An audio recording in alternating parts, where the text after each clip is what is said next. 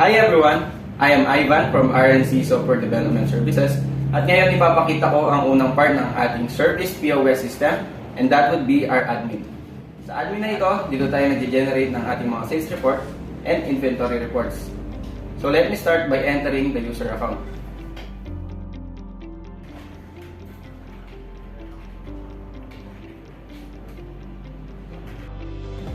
So basically, ito po yung makikita natin sa ating admin part. Meron po tayong dashboard, meron tayong products tab, suppliers tab, sales report, at meron din tayong inventory reports.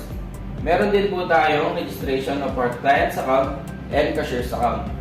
So let's focus on the products tab. And then, dito po sa ating products tab, dito po tayo nag-i-input ng ating mga products. Ang gagawin lang po natin is click natin yung add products. And then fill upan lang po natin yung form na makikita natin dito. Determine lang po natin kung ito ba ay food, drinks, add-ons, or extras. Let's say it is food. And then lagay lang natin yung kanyang category. Let's say it is chicken. And then ilagay natin yung kanyang products name.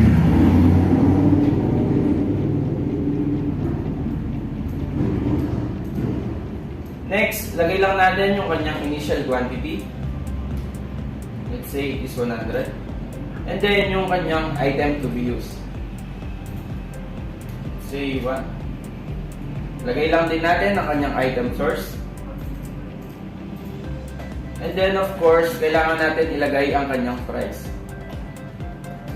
Let's say it is 250 pesos. Check lang natin kung vatable sales ba ito or VAT exempt. Let's say it is vatable sales. And then pagkatapos po natin doon, click lang natin yung save. And then pag nakita na po natin sa ating system na saving successful, it simply means that this item is already registered.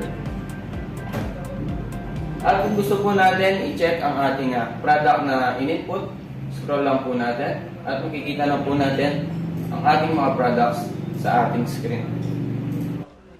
Ganun lamang po kasimple gamitin ang ating service POS system. At kung may tanong po kayo or concern, you can just call or text me sa number na lalabas sa inyong screen para matulungan po namin kayo. Maraming salamat po.